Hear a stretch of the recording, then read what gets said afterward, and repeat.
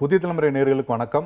இன்று நம் சிறப்பு நேர்காணல் பகுதியில் புதிய தமிழகம் கட்சியின் தலைவர் மருத்துவர் கிருஷ்ணசாமி அவர்கள் இருக்காங்க. அவங்ககிட்ட பேசுறதுக்கு பல விஷயங்கள் இருக்கும். வாங்க நிகழ்ச்சி போகலாம். வணக்கம் சார். வணக்கம். ஆளுநர்கிட்ட போய் மனு கொடுத்துருக்கீங்க. அதற்கு முன்னாடி பேரணி அப்படின்ற விஷயங்களில் காவல்துறை அனுமதி அளிக்கலை அப்படின்ற தகவலை சொல்கிறாங்க. நீங்கள் அனுமதி கொடுத்துருந்தாங்க, அதுக்கப்புறம் அனுமதி கொடுக்கல அப்படின்னு சொல்லியிருந்தீங்க. காவல்துறை ஆனால் அனுமதி கொடுக்கல, சட்டம் ஒழுங்கு விஷயம் காரணமாக கொடுக்கல அப்படின்ற கருத்தை தான் தெரிவிக்கிறாங்க. அதுக்கு உங்களோட பதில் என்ன? காவல்துறையினுடைய தரப்பில் சொல்கிறது முழுக்க முழுக்க தவறானதும் உண்மைக்கு புறம்பானதும் ஆகும். நாங்கள் எப்பொழுது முதல் முறையாக இந்த முக்கியமாக இந்த 3% அருந்தறிவு உள்ளிடக்கீட்டை ரத்து செய்ய வேண்டும், மாஞ்சோலை தேயிலை தோட்ட தொழிலாளர்களுடைய வாழ்வுரிமையை மாஞ்சோலையை மீட்டுத்தர வேண்டும் உள்ளிட்ட 6 முக்கியமான கோரிக்கைகளை வலியுறுத்தி சென்னையில் பேரணி நடத்துவது என்று முடிவு செய்யப்பட்ட ஓரிரு நாளிலேயே நாங்கள் முறையாக சென்னை மாநகர காவல்துறை ஆணையருக்கு முதல்ல மெயில் மூலமாக நாங்கள் அனுமதி கேட்டு மனு செய்து விட்டோம். அதாவது நாங்கள் நிகழ்ச்சிக்கு ஏற்பாடு செய்தது நவம்பர் மாதம் 7ஆம் தேதி. மெயிலில் வேண்டுகோள் விடுத்தது அக்டோபர் மாதம் 18ஆம் தேதி. அப்படி சொன்னால் ஏறக்குறைய 3 வார காலத்திற்கு முன்பாகவே கொடுத்துட்டோம். நாங்கள் 18ஆம் தேதி மெயில் அனுப்புகிற பிறகு அவர்களுடைய அழைப்பின் பேரில் அவங்க யாராவது பர்சனலாக வாங்க அப்படின்னு சொன்ன பிறகு எங்களுடைய மாநில வழக்கறிஞனுடைய துணை செயலாளர் வழக்கறிஞர் ரமேஷ்குமார் அவர்களும் ஜெகன் அவர்களும் கட்சியினுடைய பொதுச் செயலாளர் வி.கே. ஐயர் அவர்களும் நேராக 26ஆம் தேதி அக்டோபர் அன்று சென்று மாலை 4 மணி அளவில் கமிஷன் அலுவலகத்தில் டிசி ஜேசி அனைவர்களையும் சந்தித்தாங்க.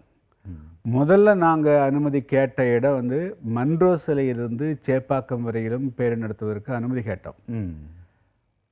அது கிடைக்கிறது கஷ்டம் அப்படின்னு சொன்னாங்க.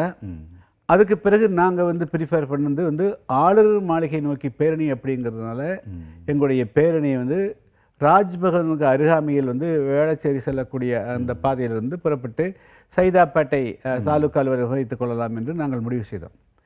26ஆம் தேதி அன்றைக்கி நேரடியாக நடந்த அந்த கலந்துரையாடலில் மண்டோசலையிலிருந்து சேப்பாக்கம் யாருக்கும் கொடுக்கறதில்ல. ஆமாம், ராஜ்பவன்லாம் ஆர்ப்பாட்டம் மட்டும் செய்யலாம், பேரணிக்கு இடமில்லை. பேரணி என்று சொன்னால் நீங்கள் ராஜரத்னம் ஸ்டேடியம் ஒரு பிளேஸ் தான் இருக்குதுன்னு சொன்னாங்க. எனவே நம்முடைய இடத்துல நான் இப்போ கோயம்புத்தூர் நம்ம வழக்கறிஞர் பேசினாங்க. சரி அப்படின்னு சொன்னால் நீங்கள் அந்த இடத்தை மாற்றி கொடுத்துருன்னு சொல்லிட்டாங்க. மாற்றி கொடுத்து அவங்க அதிலேயே இப்போ நாங்கள் ராஜரத்னம் ஸ்டேடியத்திலேருந்து பேரணி புறப்படணும்னு சொல்லிட்டாங்க. அது ஜேசி முன்னாடி டிசி முன்னாடி நடந்த சம்பவம். அது சொல்லிவிட்டு அப்போ நீங்கள் உங்களுக்கு ஓகே ஆயிடுச்சு, நீங்கள் இப்போ உங்களுடைய வேலையை பாருங்கன்னு சொல்லிட்டாங்க. இதுக்கும் நான் சொன்னேன், எதுக்கு எழுத்துப்பூர்வமாக கேளுன்னு சொன்னேன். அவங்க எங்கள் மேலே நம்பிக்கை இல்லையா, நாங்கள் சொல்லிவிட்டோம், நீங்கள் வேலையை பாருன்னு சொல்லிட்டாங்க. அப்போ நாங்கள் தமிழ்நாடு எங்கும் ரொம்ப மிக முக்கியமான கோரிக்கை, ஏறக்குறைய 15 வருஷமாக இந்த 3% உள் இடஒதுக்கீட்டால் பெரிய பாதிப்புகள் வடக்கு மாவட்டத்தில் இருக்கக்கூடிய ஆதிராவிடர் அழைக்கப்படக்கூடிய பறைய சமுதாய மக்களுக்கும், தென் தமிழகத்தில் இருக்கக்கூடிய தேவேந்திர சமுதாயத்துக்கும், அதே போல் மாஞ்சோலையில் இருக்கக்கூடிய ஆயிரக்கணக்கான தொழிலாளர்களுக்கும் மிகப்பெரிய பாதிப்பு ஏற்படுது. எனவே இந்த பேரணியை நடத்துவதற்கு உண்டான ஆயத்த பணிகளை நாங்கள் தீவிரமாக செஞ்சிட்டோம். எல்லாரும் மாலை 4 மணிக்கு ட்ரெயினில் கிளம்ப நோக்கிறாங்க, வண்டியில் கிளம்ப நோக்கிறாங்க. எல்லாரும் அவரவர் தமிழ்நாட்டுடைய பல பகுதிகளிலிருந்தும் புறப்பட்டு வந்துட்டாங்க. உங்களுக்கு திருநெல்வேலி ஒரு பஸ்ஸு பிடிச்சி வருதுன்னு சொன்னாலே 60,000 65,000 ரூபா ஆகுது. 40 பேர் வருது. ஒரு வேனில் 28 பேர் வருதுன்னா 40,000 ரூபா செலவாகுது. எங்களுடைய கட்சி ஆட்சியில் இல்லை, நாங்கள் ஏழை எளிய மக்களுக்காக பாடுபடக்கூடிய அவரவர் ஆளுக்கு 1000 ரூபா 2000 ரூபா போட்டு அவங்களுடைய சொந்த முயற்சியில் வாங்கினாங்க பிடிச்சிட்டு வர்றாங்க. திடீர்னு அன்றைக்கி காலையில் 7ஆம் தேதி காலையில் மழை தொடர்ந்து மழை பெஞ்சிட்டு இருக்குது. ட்ரெயினில் எக்மோரில் இறங்கி மாஞ்சோலை தேயிலை தோட்ட தொழிலாளர்கள் ஒரு 150 பேர் அவங்க நடந்து அங்கேருந்து வந்துட்டாங்க. தென் மாவட்டம் பேருந்தில் வரக்கூடியவர்கள் இங்கே இப்போ பெரிய அதாவது டிராஃபிக்குங்கிறனால 11 o'clock வர முடியல, 11 வந்துட்டு இருக்கிறாங்க. ஸோ இதெல்லாம் வர எல்லாம் வந்துட்டு இருக்கிறாங்கல்ல, அசம்பிள் ஆகிட்டு இருக்காங்க. மழையின் காரணமாக டிராஃபிக்கு எல்லோரும் குறித்த நேரத்தை 11 o'clock வர முடியல, எல்லாம் வந்துட்டு இருக்கிறாங்க. இதில் என்னென்னா புதிய தமிழகம் கட்சி மட்டுமல்ல, பல அமைப்புகளை சேர்ந்தவர்களும் வர்றாங்க. காலையில் அங்கே போய் நிற்கிற போது பார்த்தோன்னா வரக்கூடியவங்களும் ஒவ்வொருத்தரையும் ஒரு 20க்கு மேற்பட்ட போலீஸ் வேனை கொண்டு வந்து டிரான்ஸ்போர்ட் கொண்டு நிறுத்திட்டு வரக்கூடியவங்களும் ஒவ்வொருத்தராக 10 பேர் வந்தால் 10 பேர்த்து தூக்கி உள்ளே போடுறது, 20 பேர் வந்தால் போலீஸ் வச்சு உள்ளே போடுறது அப்படிங்கிறது இந்த தகவல் கிடைச்ச உடனே. ஏன்னா நாங்கள் வந்து மழையின் காரணமாக கொஞ்சம் நல்ல எல்லோரும் வந்து அசம்பிள் பண்ண பிறகு தான் நாங்கள் வந்து பேரணிக்கு புறப்படலாம்ன்றோம். அப்புறம் அங்கே போய் பார்க்குற போது ஏறக்குறைய அப்போவே ஒரு 1000-2000 பேர்த்துக்கு மேலே அரெஸ்ட் பண்ணிட்டாங்க. நான் போனோடனே அந்த டிசி சந்தோஷங்கிறவர் வந்தார். எதுக்காக? ஏன் வந்து நீங்கள் தான் உங்கள்கிட்ட தான் பேசி தான் வந்தோம், பட் அதுக்கு பிறகு நாங்கள் சேஞ்ச் பண்ணிட்டோம், உங்களுக்கு வந்து நேற்று நைட்டே வந்து உங்களுக்கு வந்து நாங்கள் தகவல் கொடுத்து ஒட்டிட்டோம் அப்படின்னா. என்ன சார் ஒட்டுறீங்க? பேரணிக்கு இடத்த மாற்ற சொன்னது நீங்கள், உங்களுடைய ஆலோசனை பேரில் 62 பேர் தான் நாங்கள் வந்து ராஜ்பவன்லேருந்து இல்லை நாங்கள் ஆர்ப்பாட்டத்தை அங்கே பண்ணியிருப்போம், அங்கேருந்து வந்து பேரணிக்கு நாங்கள் இங்கே வந்தோம். நீங்கள் இப்போ வந்துட்டு வந்து நைட்டு 11 மணிக்கு ஓட்டினா நாங்கள் 11 மணிக்கு ட்ரெயினில் புறப்பட்டு வரவங்களை நாங்கள் எப்படி நிறுத்துறது, பேருந்தில் புறப்பட்டு வரக்கூடியவங்களை எப்படி நிறுத்துறது, வேனில் புறப்பட்டு வரவங்க தமிழ்நாடுங்க அனைத்து மாவட்டங்களில் வரக்கூடியவங்களை நாங்கள் எப்படி நிறுத்த முடியும்? ஏன் வந்து என்ன காரணம்? இது வந்து பேரணிக்காக நடந்தானே, நீங்கள் தானே சஜஸ்ட் பண்ணீங்க. அதுக்கு காரணம் என்ன அப்படிங்கிறது அவங்க யாரும் சொல்கிறதுக்கு தயாராக இல்லை. இது மேலிட உத்தரவு, ஒரே வரி மேலிட உத்தரவு. அப்புறம் தான் வந்து இது வந்து நீங்கள் அநியாயம் செய்ய மாட்டேங்குது, சட்டவிரோதம் நடக்காதீங்க, நீங்களும் வந்து சட்டப்படி நடக்கிறதுக்கு தான் உங்களுக்கு உரிமை இருக்குது. நீங்கள் ஒரு ரெகுலேட்டிங் பாடி, நீங்கள் உங்கள்கிட்ட வந்து உத்தரவு வாங்குறதுக்காக நாங்கள் வரல. இந்த நாட்டில் வந்து இந்திய ஃபண்டமெண்டல் ரைட்ஸில் 21வது இதுபடி பேச்சுரிமை, எழுத்துரிமை, போராட்டக்கூடிய எல்லா உரிமை இருக்குது. அந்த அடிப்படையில் பண்ணுறோம். நீங்களே எல்லாம் பண்ண முடியாது, எங்களுக்கும் ரைட்ஸ் இருக்குது. எங்கள் ரைட்ஸை வந்து நீங்கள் வந்து இந்த இடத்துல ஆர்ப்பாட்டம் பண்ணுறதுக்கு இடம் ஃபிக்ஸ் பண்ணால் நீதிமன்றத்தின் மூலமாக இந்த இடம் ஃபிக்ஸ் பண்ணப்பட்டது, அப்போ ஏன் நீங்கள் அதை மறுக்கிறீங்க? அப்படிங்கிறதுனால தான் நான் வந்து இது வந்து நீங்கள் அநியாயம் இவங்கன்னு முன்னாடியே அரெஸ்ட் பண்ணி உள்ளே போடுறாங்க. அதுக்கு பிறகு தான் நான் வந்து அது உட்கார்ந்து அதுக்கு எதிர்ப்பு தெரிவிக்க வேண்டிய அவசியம் வந்தது. எனவே முந்தைய தினம் வந்து 7ஆம் தேதி அன்னைக்கு சென்னை மாநகர காவல்துறை நடந்து கொண்டது முழுக்க சட்டவிரோதமும் அநியாயமானதும் அரசியல் உள்நோக்கத்தோடும் அவர் செஞ்சுக்கிறோம். அது சொன்னக்கூடிய ஒரே காரணம் வந்து அதில் வந்து நோட்டீஸை நாங்கள் வந்து நேற்று காலையில் தான் நாங்கள் அந்த இதை பார்க்குறோம், முந்தைய நாள் தான் பார்க்குறோம். அது பார்க்குற போது என்னென்னா, அதாவது நீங்கள் வந்து எத்தனை பேர் பேரணியில் கலந்து கொள்வார்கள் என்று நீங்கள் கொடுத்த அந்த எண்ணிக்கைக்கும் எங்களுக்கு கிடைத்த தகவலுக்கும் வந்து வித்தியாசம் இருக்குது. அது வந்து எப்படின்னா, நான் கேட்குறேன், தமிழ்நாட்டில் எந்த அரசியல் கட்சியாவது சரியாக எத்தனை பேர் வருவார்கள் என்று எண்ணி கொடுக்க முடியுமா? அது சாத்தியமா? இஷ்யூ பொறுத்து மக்கள் வருவாங்கல்ல. இது வந்து டோட்டலாக பப்ளிக் இஷ்யூ. அப்போது சரி, பேரணிக்கு வந்து 2000 பேருக்கு வரது போல 3000 பேர் வந்துட்டு 2001 பேர் வந்துட்டு என்ன கஷ்டம்? அது கண்ட்ரோல் பண்ண முடியாதா? நீங்கள் 20 பேருந்து கொண்டு வந்து நிறுத்துறவங்க, அப்போ உங்களுடைய மைண்டு வந்து நீங்கள் வந்து பேரணி 2000 பேர் வந்து 2000 பேருக்கு மீறி வந்த பிறகு தான் நீங்கள் முடிவு எடுக்கணும்.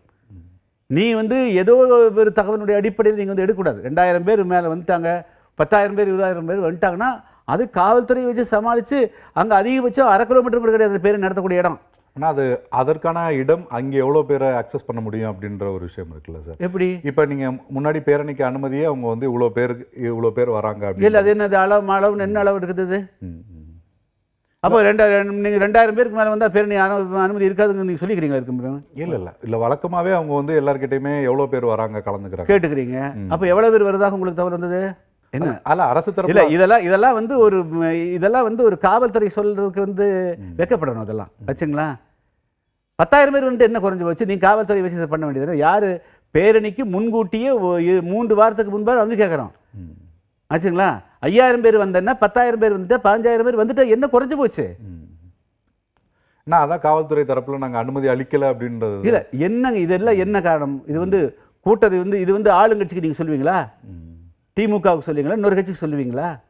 அதெல்லாம் இந்த நோக்கமே என்ன எதை குறிப்பிடுதுன்னா, நீங்கள் 400 பேர் 300 பேர் வச்சா ஒன்றும் இல்லாமல் போயிடும். பெரிய இது வந்தால் இது அந்த அரசுக்கு எதிராக வந்து ஒரு பெரிய மாசை காட்டும். அப்போது நீங்கள் யாராக செயல்படுறீங்க? போலீஸ்காராக செயல்படல வச்சுங்களா? திமுகவினுடைய போலீஸ் மாதிரி தான் இருக்கிறீங்களே தவிர நீங்கள் சாதாரணமாக ஒரு காவல்துறை ஐபிஎஸ் அதிகாரி செயல்படும் போது அவங்க செயல்படலை. கூட்டத்தையெல்லாம் இவங்க தீர்மானிக்கக்கூடாது. கூட்டம் எவ்வளோ வரும் அதுக்கு கேட்டுக்கொள்வது எதுக்குன்னா, அதற்கு தங்களை ஆயத்தப்படுத்திக் கொள்வதற்காக, அதான் அதை தடுப்பதற்காக இல்லை. எத்தனை பேர் வருவார்கள் என்பது 100 போலீஸ் போடணுமா, 200 போலீஸ் போடணுமா, 300 போலீஸ் போடணுமா அப்படிங்கிறதுக்காக தான் தவிர தடை செய்வதற்காக இல்லை. அது எந்த சட்டத்திலும் அது இடம் கிடையாது. அது அவர்கள் வந்து மிகப்பெரிய வரலாற்று பிழை பண்ணிக்கிறாங்க.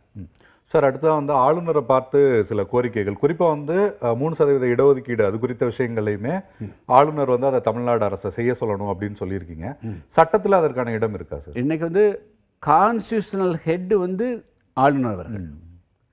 ஒரு மாநில அரசு சரியாக தங்களுடைய மூளையை அப்ளை பண்ணாமல் ஒரு காரியம் தவறு பண்ணால் ஆளுநர் அவர்கள் அரசுக்கு வந்து இந்த மாதிரி இது வந்து நீங்கள் பாகுபாடாக செய்யாதீங்க, அது இல் மோட்டிவாக இருக்கக்கூடாது, பயாஸ்டாக இருக்கக்கூடாது அப்படிங்கிறத மனசில் வச்சு அவர் வந்து அரசுக்கு அறிவுரை வழங்க வேண்டும் வச்சுங்களா. அதுதான் வந்து ஆளுநர் அவர்களுடைய வேலை.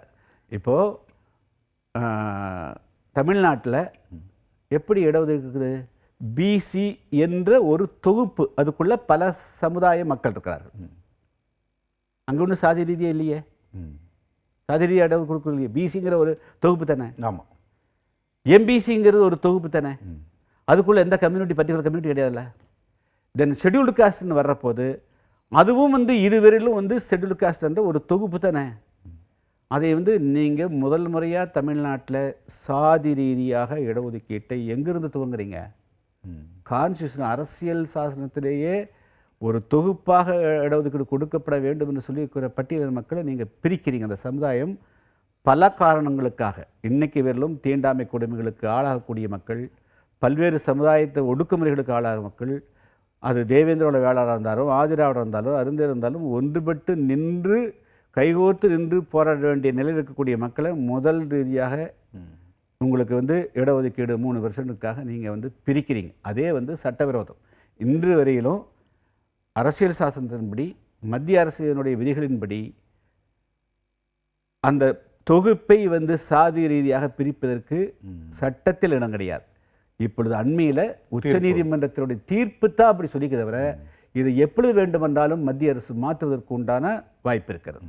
எனவே நாங்கள் வந்து இதை வந்து இப்போ வந்து 3% நீ வந்து கொடுக்குற போது, இந்த நீங்கள் முதலே கொடுக்குற போது தனியாக வந்து அருந்ததிற்கு என்று 18லிருந்து பிரித்து 3% வெட்டி கொடுத்துருந்தீங்கன்னா ஒரு பிரச்சனையும் கிடையாது.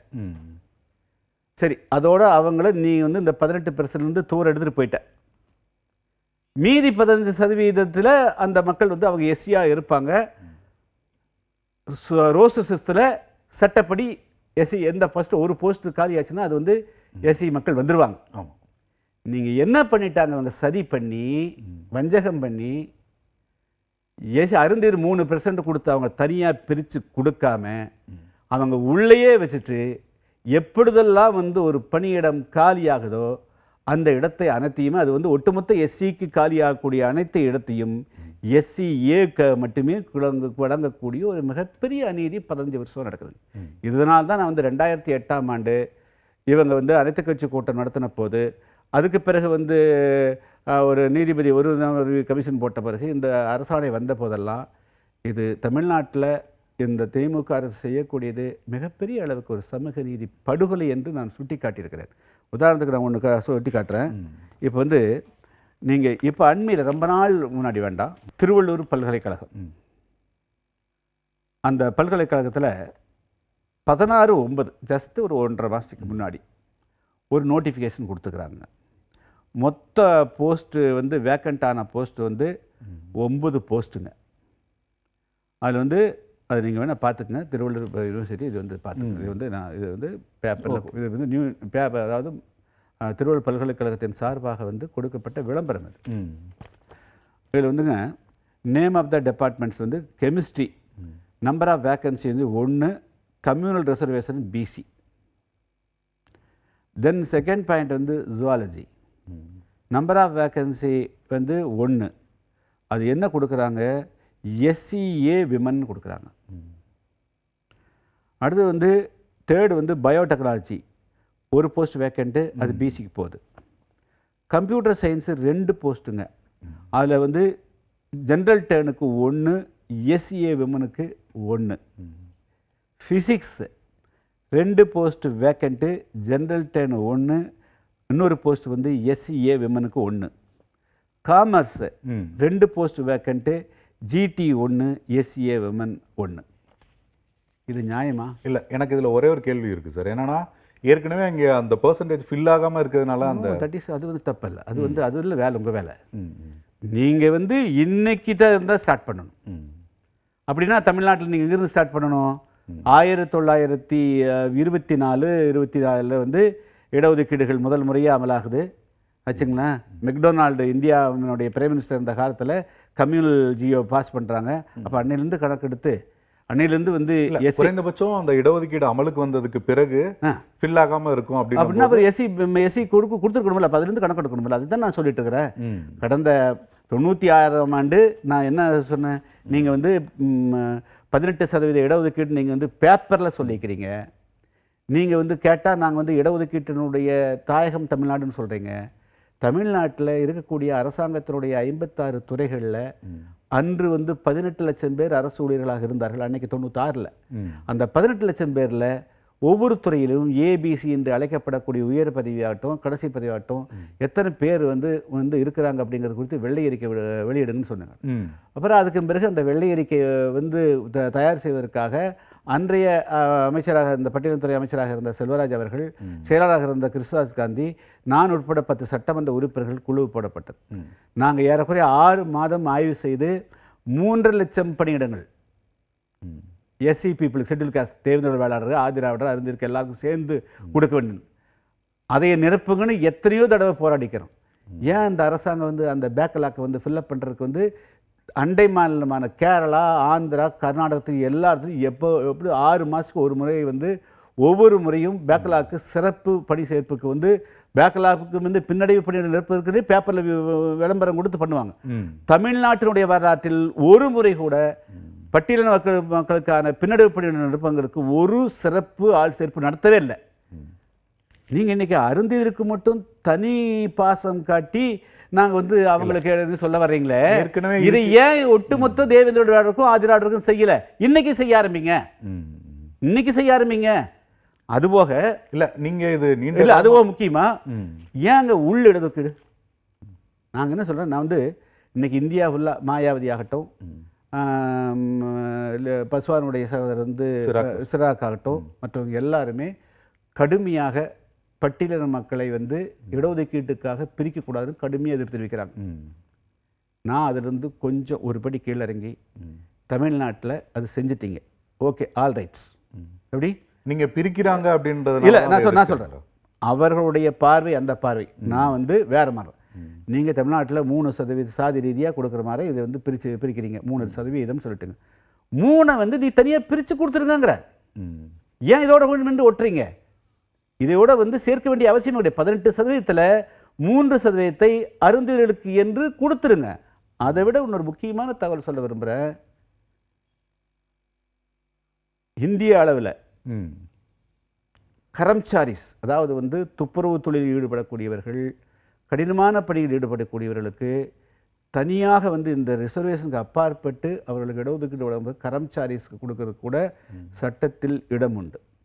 நீங்கள் இந்த 18% டிஸ்டர்ப் பண்ணாமல் அவர்களை கொண்டு வந்து இதில் சேர்த்து தேவையில்லாமல் வந்து தேவேந்திர வேளாளர்களுக்கும் ஆதிராவிடர் கிடக்கூடிய பங்கை எல்லாம் பறிக்காமல் நீங்கள் கரமச்சாரிகள் என்று தனியாக ஒன்றை உருவாக்கி அவர்களுக்கு கொடுப்பதற்கு எந்த விதமான தடையும் கிடையாது. அதையெல்லாம் இவங்க செய்ய வர 2 கேள்வி மட்டும் இருக்கு சார். என்னன்னா, ஏற்கனவே அவங்க வந்து இருக்கிற இடங்கள்ல அவங்களால போட்டி போட்டு முன்னாடி வர முடியல, அவங்க நிறைய அரசு பதவிகள்ல வரல அப்படின்றத ஒரு காரணத்துக்காக தான். என்ன அடிப்படை, என்ன ஆதாரம்? நிறைய கவர்மெண்ட் அந்த டேட்டா கொடுங்க. எப்போ சேகரிச்சிங்க? இந்த டேட்டா எப்போ சேகரிச்சிங்க? இல்ல ஒவ்வொரு துறை சார்ந்த அந்த துறை சார்ந்து கொடுங்கிற அன்று அது மாதிரி ஏதாவது ஒரு நாள் தமிழ்நாடு அரசின் சார்பாக அரசு துறையில் இருக்கக்கூடியவர்கள் சாதி வாரியா நீங்க வந்து ஒவ்வொரு துறையிலையும் எத்தனை சமுதாயத்தை சேர்ந்து இருக்கிறவங்களை கடன் எடுத்து வச்சுக்கிறீங்களா? இன்னைக்கு சாதி வாரியா வந்து அவங்க சார்ந்து இயங்குற அமைப்புகள் தொடர்ச்சியா அந்த கோரிக்கை அவங்க அமைப்புகள் கேட்கறது இல்லைங்க. அரசாங்கம் நீங்க வந்து இந்த மாதிரி இடஒதுக்கீடு ஒன்று செய்யற போது, கான்ஸ்டியூஷன்லாம் ஒன்று செய்யற போது, இது வந்து வெறும் அரசாங்கம் செய்யக்கூடிய விஷயம் கிடையாது. அரசியல் சாசனத்தில் வழங்கப்பட்டிருக்கக்கூடிய உரிமை, ஃபண்டமெண்டல் ரைட்ஸ், அடிப்படை உரிமைகளே இது வந்துருச்சு. அப்படி இருக்கிற போது நீங்கள் வந்து அவர்களை வந்து நீங்க மிகவும் பின்தங்கி இருக்கிறார்கள் என்று உங்களுடைய அனுமானத்திலேயோ என்னுடைய அனுமானத்திலேயோ இன்னொரு அனுமானத்தில் செய்ய வேண்டிய அவசியமே கிடையாது. அவர்கள் பாதிக்கப்படக்கூடியவர்களாக இருந்தால் அவர்களால் இந்த இடஒதுக்கீட்டுக்குள் தங்களால் வந்து முன்னேற முடியவில்லை என்று சொன்னால், அவர்களுக்கு வேறு சிறப்பாகத்தான் கொடுக்க வேண்டும் என்று சொன்னால், அதை நீங்கள் எப்படி செஞ்சிருக்கணும்னா அவங்களுக்கு 3% தனியாக பிரித்து கொடுத்துருக்கணும். அப்படித்தான் கொடுத்துருக்கணும். இப்போ நான் சொல்கிறேன், திருமாவளவனை போன்றவர்கள் இந்த பட்டியல் பிரிவு செக்டர் பண்ணக்கூடாது, அவங்க கொடுக்கக்கூடாதுன்னு கூட ரிவ்யூ போயிருக்கிறாங்க. நான் அப்படியும் கூட வரல. நான் வந்து 3% நீங்கள் அருந்தியதற்கு தனியாக அழகாக பிரித்து கொடுத்து விடுங்கள். மீதி எஞ்சிருக்கக்கூடிய 15%த்தில் அது ஷெட்யூல்டு காஸ்ட் ஒரிஜினல் லிஸ்ட்டை வைக்கிற போது அது முறையாக சட்டப்படி வைங்க. ஒரு போஸ்ட் காலி ஆச்சுன்னா நம்ம opportunity should go to schedule caste தான் போகணுமே தவிர அருந்தியதை கொண்டு வந்து உள்ள வந்து நுழைக்கக்கூடாது.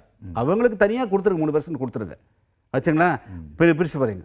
அதனால் வந்து எப்பொழுதெல்லாம் வந்து பணி காலி இடமாகுதோ அது உள்ளிடதுக்குன்னு வச்சுட்டு எஸ்சிக்கு கொடுக்க வேண்டிய இடத்தையெல்லாம் கம்ப்ளீட்டாக எஸ்சியை கொடுக்குறது இது ஒரு மிகப்பெரிய பகல் கொள்ளை. இது சமூகத்தில் படுகொலை நடக்குது. அதாவது இந்த இடஒதுக்கீட்டை நீங்கள் அண்டர்ஸ்டாண்ட் பண்ணிட்டீங்களா இல்லையா?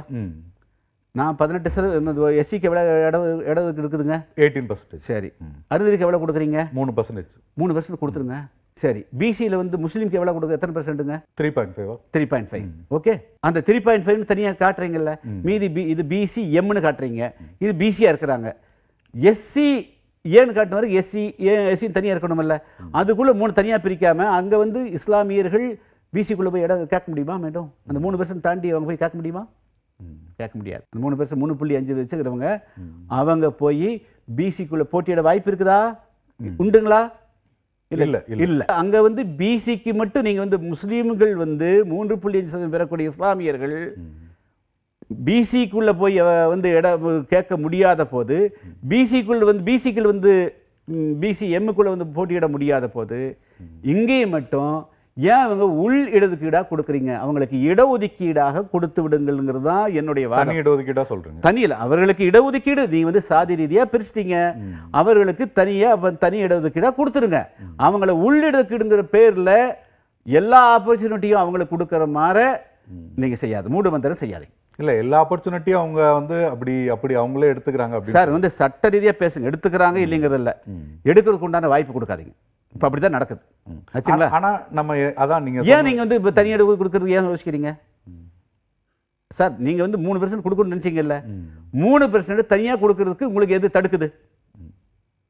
ஏன் கொடுக்க மாட்டேங்கிறீங்க? அப்போ மீதி இருக்கிற எஸ்சியில் என்ன எங்க 15% யாருன்னு காட்டுங்க. 3% அருந்ததினா மீதி 15%க்குள்ள யார் இருக்காங்கன்னு நீங்க சொல்லணும்ல. அந்த 15%க்குள்ள இவன் அருந்ததி எப்படி வர முடியும்? இல்ல, இன்னொன்னு நீங்க சொன்னீங்க. இல்ல சார், சொல்லுங்க. 3% அருந்ததினா 3% இருக்கணும். மீதி இருக்கிற 15%க்குள்ளே அருந்ததி எப்படி வருவான்? வரதுக்கு அனுமதிக்கிறீங்களா இந்த சட்டத்தின்படி? இல்ல, அந்த அளவுக்கு நடைமுறையில் அவங்க this is not a question. சட்டத்தை பேசுனா சட்டத்தை பேசுங்க. அவங்க வர முடியல, வந்துட்டா வந்துட்டு இருக்கிறாங்களே எப்படி சார்? வந்து இப்படி ஒரு பல்கலைக்கழகத்தில் எத்தனை போஸ்ட்டுக்கு கொடுக்குறாங்க? 1 2 3 4 போஸ்ட்டு காலியாகுது. எஸ்சி கூட 4 போஸ்ட் எடுத்து கொடுக்குறா. நேற்று செப்டம்பர் மாதம் போட்டுருக்குறாங்க. வந்துட்டான்னு சொல்றீங்க? இல்ல, அதிகமா வந்திருக்காங்க அப்படின்றதுக்கு இந்த இதெல்லாம் பேசக்கூடாது, மழுப்பி பேசக்கூடாது, திருப்பி பேசக்கூடாது. சட்டம்னா சட்டம், கான்ஸ்டியூஷனா கான்ஸ்டியூஷன். நீங்கள் அருந்ததிற்கு 3% கொடுக்குறீங்கன்னா அதை பகிர்ந்து அது முறையாக அவங்களுக்கு எல்லை போட்டு நீ இதை தாண்டாத ஒரு பட்டியில் ஆடு அடைக்கணும். ஒரு ஆடு இந்த ஆடு அந்த பட்டிக்குள்ள அந்த பட்டிக்குள்ள மேட்டு தான் மேயணும், இன்னொரு காட்டுக்குள்ள மேயக்கூடாது. ஒரு அண்ணனுக்கு வந்து ஒரு வீட்டில் ஒரு ஃபேமிலிக்கு 4 ஏக்கர் நிலம் இருக்குதுன்னா கடைசி தம்பிக்கு 1 ஏக்கரை பிரித்து கொடுத்துடணும். அவன் இருக்கிற மாட்டை கொண்டு வந்து மீதி 3 ஏக்கரில் மேய விடுறதுக்கெல்லாம் விடக்கூடாது, அது தவறு.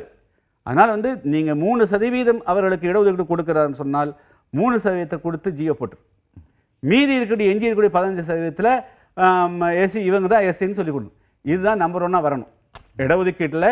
கான்ஸ்டியூஷன் படி, ரொட்டேஷன் படி, ஜென்ரல் டேர்ன் பொதுவானது பிறகு அடுத்தபடி எஸ்சியே போகக்கூடாது. அதுக்கு ஒரு காலத்தில் ஒத்துக்க மாட்டோம். அந்த சதியைத்தான் அன்று கருணாநிதி செய்தார், அதைத்தான் இன்னைக்கு ஸ்டாலின் தொடர்கிறார். ஆனால் எஸ்சிஏ அப்படி இது பண்ணியுமே நிறைய இடங்கள்ல ஃபில் ஆகல. அதையெல்லாம் நாங்கள் வரல சார், அதெல்லாம் இதெல்லாம் பேசக்கூடாது.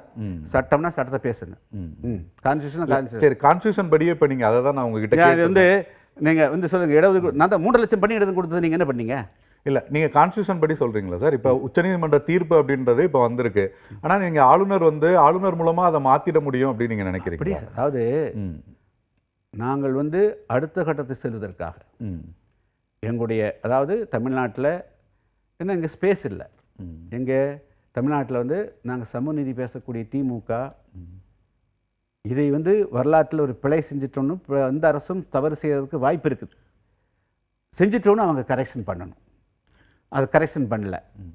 சரி, அவங்களுடைய ஆதரவளிக்கக்கூடிய கட்சிகளாவது வந்து இல்லை இந்த உள்ளிடுக்கீடு அவங்களுக்கு கொடுக்க வேண்டாம், அவங்களுக்கு உண்டான 3% இடஒதுக்கீட்டை அவங்களுக்கு தனியாக பிரித்து கொடுத்துருவோம், மீதி இருக்கக்கூடியது வந்து அவங்க போய் மீதி இருக்கக்கூடியதிலும் அவங்க வந்து அதை வந்து ஆக்கிரமிக்கவங்க தடுத்து கொடுத்து பண்ணி எஸ்சிஏ ஒரிஜினலாக இருக்கணும். ஒரு 18லேருந்து தான் நீங்கள் எடுத்தீங்க, 3 அருந்திலிருந்து இடஒதுக்கீடு வரலையே, 18லேருந்து வந்த பிறகு நீங்கள் 3 தனியாக போயிரு, அப்போ மீண்டும் எஸ்சி வந்து மேலே நிற்கட்டும், 15% நிற்கட்டும். அதை சொல்கிறதுக்கு என்ன கஷ்டம்? இல்லை, நீங்கள் அந்த கட்சிகள் சொன்னீங்கல்ல, சொல்கிறேன் அதான் இதை வந்து கூடக்கூடிய அரசியல் கட்சிகளும் அவர்களும் எல்லாருமே ஓட்டு வங்கியை மட்டுமே மனதில் வச்சு உள்ளூர் என்னன்னா, நான் வெளிப்படையாக என்ன பார்க்குறோம்னா, இந்த பிஎல்லும் பிஆருக்கு 2 கம்யூனிட்டிக்கு எதிராக இவர்களுக்கு கிடைக்கக்கூடிய இடஒதுக்கீட்டை பெரும்பாலானவர்கள் சகித்து கொள்ளக்கூடிய மனப்பான்மையில் அருந்ததில் என்ற அந்த 3% இந்த கருவியை பயன்படுத்தி ஒட்டுமொத்த பட்டியலின மக்கள் இருக்கக்கூடிய தேவேந்திர குல வேளாளர்கள் ஆதரவு பறையவர்களுக்கான இடஒதுக்கீட்டை காலி செய்யணுங்கிறது தான் திமுகவுடைய நோக்கமாக இருக்குது. அவர்களோடு உற்ற துணையாக இருக்கக்கூடிய தலித்து கட்சியாக இருந்தாலும் சரி, தொழிலாளர் கட்சியாக இருந்தாலும் எல்லாருடைய நோக்கம் அதுவாக தான் இல்லை. 3% உள்ளீடு ஒதுக்கீட்டுக்கு பாமக உள்ளிட்ட கட்சிகள் கூட போராடி இருக்காங்க. அவங்க வந்து எப்படின்னா பல்வேறு ஜனநாயக அமைப்புகள் அல்ல, அவங்களுடைய நோக்கம் என்னன்னா, அதான் சொல்றேன், இதுக்கு பதில் சொல்லுங்க. நீ ஏன் உள்ளீடு நீ தனியாக கேட்டால் மரியாதை வாங்கிட்டு போ, அப்போ ஜாதி ரீதியாக எல்லாத்துக்கும் பிரித்து கொடுத்துருங்க, எல்லா ஜாதிக்கும் பிரித்து கொடுத்துருங்க. இல்லை, அது அடுத்த கட்டமாக ஜாதி வாரி சரி, அப்புறம் என்ன சார் எஸ்சி ஊருக்கு கழிச்சு பிள்ளையார் ஆண்டிங்கிற மாதிரி ஏன் சார் எஸ்சியில் மட்டும் பிரிக்கிறீங்க? என்ன தேவேந்திர வேளாளரும் ஆதிராவிட இருக்கக்கூடிய எல்லாம் வளர்ந்துட்டாங்களா? ஏன் சார் உள்ளீடு கொடுத்து காரணம் சொல்லுங்க, ஏன் உள்ளீடு கொடுக்க வேண்டிய காரணம் என்னன்னு சொல்லுங்க. இல்லை, தனி இடஒதுக்கீட்டுக்கான அந்த சாத்தியங்கள் அப்படின்றது ஏன் சாத்தியம் இல்லை? அதுதானே கொடுக்க போறீங்க, அது கொடுங்க. 3% அருந்ததுன்னு சொல்லிட்டீங்கல்ல, ஏன் சாத்தியம் இல்லாமல் போச்சு? நீ அதே தனி இடஒதுக்கீடு கொடுங்க, ஏன் உள்ளீடு கொடுக்க வேண்டிய அவசியமே வந்தது? நீங்க கொண்டு வந்து மீண்டும் அவனுக்கு தனியா வந்து 3% அவர்கள் எக்ஸ்க்ளூசிவா அது வந்து கான்ஸ்டியூஷனல் ரைட்டை 3 எடுத்துட்டு மீதி எஞ்சி இருக்கக்கூடிய 15%லையும் வந்து அவர்கள் சாப்பிடுவது எப்படி நியாயம்? அப்படித்தானே நடக்குது. நீங்க ஆதி திராவிடர் மக்களோட வேகன்சி எல்லாம் அவங்க எடுத்துக்கிறாங்க அப்படின்ற மாதிரி நீங்க ஆதி திராவிடர் தேவேந்திர வேளாளர் 2 பேருடைய வேகன்சி எடுத்துக்கிறாங்க. வட மாவட்டங்கள்ல நீங்க பெருவாரியா அப்படி சொன்னீங்க. ஆனா அது சார்ந்து ஒரு பெரிய கோரிக்கைகளோ அந்த மாதிரி அந்த தலைவர்கள் யாருமே அது போன்ற குற்றச்சாட்டுகளை முன்வைக்கிறது இல்லை. இல்லை சார், பொறுத்திருந்து பாருங்க. அவர்கள் சொல்லவில்லை என்பதற்காக அவர்கள் மத்தியில் வந்து இது மாதிரி எழுச்சிக்காக வந்து இப்போதான் புரிஞ்சுக்கிறாங்க. வராமல் இருக்கலாம். இந்த சட்டம் வந்தபோது வந்து ஒரு முக்கியமான 2-3 அமைப்புகள் வந்து அதை கண்மூடித்தனமாக ஆதரிச்சிட்டாங்க. கூட்டணியை மனசில் வச்சு அல்லது வந்து அரசியல் லாபத்துக்காக வேறு சுயநலத்துக்காக அவங்க ஆதரிச்சிட்டாங்க. இன்று உச்சநீதிமன்றத்தினுடைய தீர்ப்புக்கு பிறகு வடக்கு மாவட்டத்தில் கூட ஆதிராவிடர் என்று அழைக்கப்படக்கூடிய சமூக சமுதாய சார்ந்தவர்கள் இந்த உள்ளிடுதொதுக்கீட்டால் மிகப்பெரிய பாதிப்புக்கு ஆளாவதை உணரத் தொடங்கிவிட்டார்கள். இது அப்படியே பாயிலிங் ஆகிட்டு இருக்கு. இதனுடைய ரிசல்ட், இதனுடைய அவுட்கம் வேறு மாதிரி இருக்கும். சார், நான் நேரடியாகவே கேட்குறேன் சார், தேவேந்திர குல வேளாளர் ஆதி திராவிடர்களை விட சமூகத்தில் வந்து அருந்ததியர்கள் ஒடுக்கப்பட்ட நிலையில் இருக்காங்களா இல்லையா சார்? அதாவது என்னுடைய இது பாருங்க, தமிழ்நாட்டில் ஆக்சுவலாக இடஒதுக்கீடு கொடுக்கணும்னா தேவேந்திர வேளாளருக்கும் ஆதிராவிடருக்கும் தான் கொடுக்கணும். இந்த மண்ணினுடைய பூர்வீக குடிமக்கள், ஒரே மொழி பேசக்கூடியவர்கள், வரலாற்று ரீதியாக பல ஒடுக்குமுறைக்கு ஆளானவர்கள் ஆச்சுங்களா. அந்த மாதிரி ஒடுக்குமுறையெல்லாம் நீங்கள் வந்து வடக்கு மேற்கு மாவட்டத்தில் பார்க்க முடியாது. 1928 இன்று வரையிலும் பல ஒடுக்குமுறைகளை சந்தித்துக் கொண்டிருக்கவர்கள், இன்னைக்கு வரையிலும் வெட்டுக்குத்து சந்தித்துக் கொண்டிருக்கிற பல இடங்களில் இளைஞர்கள் வந்து மிகப்பெரிய பாதிப்புக்கு ஆளாகிறதெல்லாம் வந்து தென் மாவட்டங்களிலும் வடக்கு மாவட்டங்களிலும். எத்தனை கொலை நடக்குது மேற்கு மாவட்டத்தில்? இல்லை இல்லை, நான் கேட்குறேன், கோயம்புத்தூர்லேயோ திருப்பூர்லேயோ தினமும் அருந்தியில் வெட்டி கொல்லப்படுறாங்களா? ஆனால் தென் மாவட்டத்தில் நடக்குது, திருநெல்வேலியிலும் தூத்துக்குடியிலும் என்ன நடக்குது? இல்லை, நேற்று மந்த திங்கட்கிழமை அன்னைக்கு மாலையில் ஒரு இளைஞர் 17 வயசு மனோஜங்கிற பையன் ஒரு வேகமாக காரில் போகிறாங்க, ஊருக்குள்ளே சின்ன சந்து, ஆனால் கொஞ்சம் ஸ்லோவாக போகணும்னு சொன்னதுக்காக போய் காரை நிறுத்திட்டு வந்து 9 பேர் நைட்டு வீட்டில் வச்சு வெட்டுறான். நிச்சயமா நீங்க சொல்ற அதனால சமூக ஒடுக்குமுறைக்கு ஆளாகக்கூடியவர்கள். அதே போல வடக்கு மாவட்டத்தில் இன்னைக்கு அரக்கோணத்தில் வந்து நேற்று கூட ஒரு பெரிய சம்பவம் நடக்குது. ஸோ இன்று வரையிலும் மிகப்பெரிய சமூகத்தை கலவரம் சந்தித்திருக்கக்கூடியவர்கள், தீண்டாமை கொடுமைக்கு ஆளாகக்கூடியவர்கள் இந்த 2 சமுதாயம் தான். ஆக்சுவலாக இடஒதுக்கீடுன்னு பார்த்தால் இன்னைக்கு 18% தாண்டி 25%, 30% இடஒதுக்கீடு அந்த சமுதாயத்துக்கு கொடுத்திருக்கணும், இவர்களை முன்னேற்றிருக்கணும். அதையெல்லாம் யாரும் செய்யவில்லை. 18% முறையை அமலாக்கல. இல்லை சார், நீங்க சொன்னதுல ஒரே ஒரு பாயிண்ட் மட்டும் சார், என்னன்னா நிறைய ஒடுக்குமுறைகளுக்கு ஆளாகிறாங்க. குறிப்பா வந்து தேவேந்திர குல வேளாளர் மக்கள் வந்து தென் மாவட்டங்களில் பாதிக்கப்படுறாங்க அப்படின்றதுல எந்தவித மாற்று கருத்தும் இல்லை. ஆனால் அதற்கு ஒரு சோசியல் இது என்ன வைக்கிறாங்கன்னா, ஓரளவுக்கு சமூக பொருளாதார ரீதியாக வளர்ந்து தங்களோட ஒடுக்குமுறைகளுக்கு எதிராக போராடுறாங்க. அப்படி இருக்கும்போது அங்கே வந்து நிறைய பிரச்சனைகள் வருது, இன்னும் அவங்க பாதிக்கப்படுறாங்க, அதில் மாற்று கருத்து இல்லை.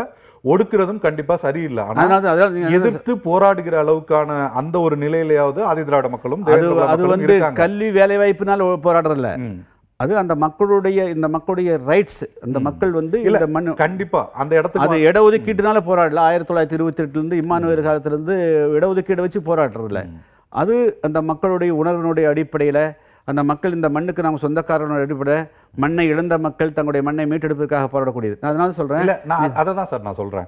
அப்படி ஓரளவுக்கு அது கூட போராட முடியாத நிலையில தான் அருந்ததியர் மக்கள் இருக்காங்க. இல்ல, அதெல்லாம் டெய்லி வெட்டி கொல்ல. அதனால தான் வந்து நீங்க என்ன சொல்றீங்கன்னா, வெட்டி கொல்லப்படுறாங்க, தினமும் வந்து பிரச்சனைகளை சந்தித்து கொண்டிருக்கிறாங்க. ஆச்சுங்களா? தென் மாவட்டங்கள் இங்கே வந்து வடக்கு மாவட்டத்தில் சென்னையை எடுத்துட்டிங்கன்னா, தொழிற்சாலைகள் தடுக்கி விழுந்தால் தொழிற்சாலை இருக்குது. காஞ்சிபுரம் மாவட்டத்தில் இருக்குது, திருவள்ளூர் மாவட்டத்தில் இருக்குது. தூத்துக்குடி என்ன எத்தனை தொழிற்சாலை இருக்குது? விரல விட்டு சொல்லுங்க. திருநெல்வேலி என்ன தொழிற்சாலை இருக்குது? தூத்துக்குடியாவது ஒரு 4-5 ஒரு ஸ்பெக் இருக்குதுன்னு சொல்லலாம், ஒரு பவர் ஹவுஸ் இருக்குதுன்னு சொல்லலாம், அல்லது வேறு 2-3 இருக்குன்னு சொல்லலாம். இங்கே திருநெல்வேலியில் என்ன இருக்குது? விருதுநகரில் பட்டாசு விட்டால் வேறு என்ன இருக்குது? ராம்நாட்டில் என்ன தொழிற்சாலை இருக்குது? தேனியில் என்ன இருக்குது? திண்டுக்கல் என்ன இருக்குது? ஒன்றுமே கிடையாது. ஆச்சுங்களா? அங்கே வேலை வாய்ப்புக்கு எதுவுமே கிடையாது. ஆனால் கோயம்புத்தூர் மாவட்டத்திலையோ திருப்பூர் மாவட்டத்திலையோ எத்தனையோ வேலை வாய்ப்புகள் இருக்குது. நீங்கள் அதான் சொல்கிறேன், அவர்கள் மீது இவ்வளவு தூரத்துக்கு நீங்கள் வேலை வாய்ப்பு சொல்ல, அந்த மக்களை முன்னேற்ற வேண்டும் என்று நினைக்கக்கூடியவர்கள், நீங்கள் வந்து கரம்சாரி என்ற தலைப்பின் கீழ் அவர்களுக்கு வந்து இன்னும் கூடுதலாக கூட நீங்கள் வந்து இடஒதுக்கீடு வழங்கலாம். ஆனால் வந்து இந்த பட்டியல் பிரிவை டிஸ்டர்ப் பண்ணாதீங்க. ஆச்சுங்களா? பண்ணாமல் அவர்களுக்கு வந்து இன்னும் கூடுதலாக 3% கூட கூடுதலாக கொடுக்கலாம். இப்போ வந்து நீங்கள் அதுக்கு உதாரணம் நான் சொல்லிடுறேன். இப்போ ஓசியில் வந்து எக்கனாமிக்கலி பேக்வர்டு 10% அவங்களுக்கு வந்து ஓசியினுடைய ஷேர் எடுக்கலை, தெரியுமில்ல உங்களுக்கு? எக்ஸ்ட்ரா தான் கொடுக்குறாங்க. அதே மாதிரி நீங்கள் சொல்லக்கூடிய அந்த அருந்ததியர் கம்யூனிட்டி அவர்கள் துப்புரவு தொழில் ஈடுபடுறாங்க. நீங்கள் உங்களுடைய பார்வையிலேயே அவங்க வந்து கஷ்டத்தில் இருக்கிறதா வச்சுக்கோம், மிக மிக பின்னணி இருக்கிறதா வச்சுக்கோ, எல்லாமே ஏற்றுக்கிறேன். அவர்கள் தயவு கூர்ந்து கரம்சாரி என்ற ஒரு பிரிவை உருவாக்கி, எப்படி வந்து எக்கனாமிக்கலி வீக்கர் செக்ஷன் சொல்லிட்டு ஓசி இருக்குதோ அதே மாதிரி கொடுத்துருங்க. இந்த 18% டச் பண்ணாதீங்க. இது வந்து கான்ஸ்டியூஷனல் ரைட், கொடுங்கங்கிற. இன்னொரு கேள்வி பொதுவாக எல்லாருமே முன்வைக்கிற விமர்சனம் கூட சொல்லலாம். என்னன்னா, மருத்துவர் கிருஷ்ணசாமி அவர்கள் வந்து பட்டியலிருந்து வெளியேறணும்னு வந்து சொல்றாங்க. ஆனால் அவரே வந்து பட்டியலுக்குள்ள இருக்கிற அந்த 3% வந்து எதிர்க்கிறாரு. இது வந்து முரண்பாடா இல்லையா அப்படின்னு? பட்டியலுக்குள்ள இருக்கிற 3% எடுக்கல. நீங்க பட்டியலுக்குள்ள மீண்டும் கொண்டு வராதீங்க தாங்க. 3% உங்களுக்கு முறையா கொடுங்கிற, குழப்பம் பண்ணி கொடுக்காதீங்க.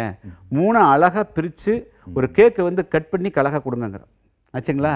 துண்டு துண்டா பீஸாக கொடுக்காதீங்க, அது சிக்கல். அது அதனால் அவர்களுக்கு கொடுக்கக்கூடிய 3% சட்ட ரீதியாக செல்லும்படி, இது நாங்கள் வந்து அடுத்த போகும்போது சட்ட ரீதியாக செல்லாது. நான் வந்து சுப்ரீம் கோர்ட்டுடைய உத்தரவில் இப்பொழுது கொடுக்கறதுல இந்த பட்டியல் பிரிவு இருக்கக்கூடியவர்களே பல ஏற்றத்தாழ்வுகள் இருக்குது. எல்லாரும் ஹோமோஜினியஸ் கம்யூனிட்டி கிடையாது, பல சாதிகள் இருக்கிறாங்க.